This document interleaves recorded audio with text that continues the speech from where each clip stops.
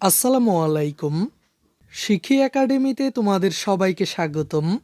এই ভিডিওতে এখন আমরা ষষ্ঠ শ্রেণীর বাংলা বইয়ের পঞ্চম অধ্যায়ে বুঝে পড়ি লিখতে শিখি। এই অধ্যায়টির তৃতীয় পরিচ্ছেদের ৭৫ পৃষ্ঠার এই ছকটির সমাধান দেখব। এখানে আমাদের কাজটি হচ্ছে বলি ও লিখি। রোকেয়া সাখাওয়াত হোসেন রচনায় লেখক যা বলেছেন তা নিজের ভাষায় বলো এবং নিজের ভাষায় লেখো। শিক্ষার্থীরা, আশা করি তোমরা ইতোমধ্যেই উপরের রোকেয়া সাখাওয়াত হোসেনের তথ্যমূলক লেখাটি পড়ে নিয়েছো। যদি না পড়ে থাকো তাহলে অবশ্যই প্রথমে ভালো করে পড়ে নিবে।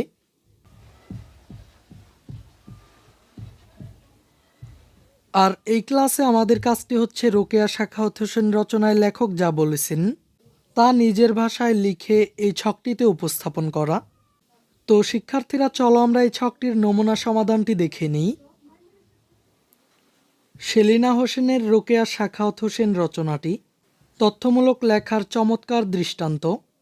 এখানে মহিয়সী নারী বেগম রোকেয়ার জীবন ও কর্ম সম্পর্কে বিভিন্ন তথ্য জানা যায়।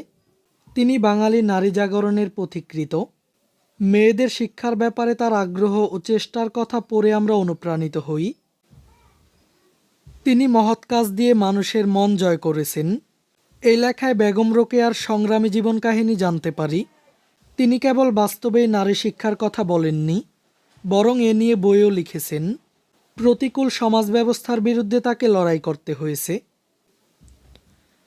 1897 সালে কিশোরী বয়সে তিনি ডেপুটি ম্যাজিস্ট্রেট সৈয়দ সাখাওয়াত হোসেনকে বিয়ে করেন। স্বামীর সহযোগিতায় তিনি পড়াশোনা চালিয়ে গেছেন। বাংলা ভাষা ছাড়াও ইংরেজি ও উর্দু ভাষায় পারদর্শী হয়েছেন। বাঙালি মুসলমান নারীদের শিক্ষিত করার জন্য তিনি স্কুল প্রতিষ্ঠা করেছেন। বাড়ি বাড়ি গিয়ে মেয়েদের শিক্ষার ব্যাপারে অভিভাবকদের সঙ্গে কথা বলেছেন। এভাবে তিনি মেয়েদের শিক্ষার ব্যাপারে উদ্বুদ্ধ করেছেন। এই ক্লাসে এই পর্যন্তই। শিক্ষার্থীরা, পরবর্তী ক্লাসে আমরা আলোচনা করব কিভাবে লিখতে হয় তথ্যমূলক লেখা। এই ক্লাসটি তোমাদের কাছে কেমন লেগেছে তা আমাকে কমেন্ট করে জানিয়ে দাও।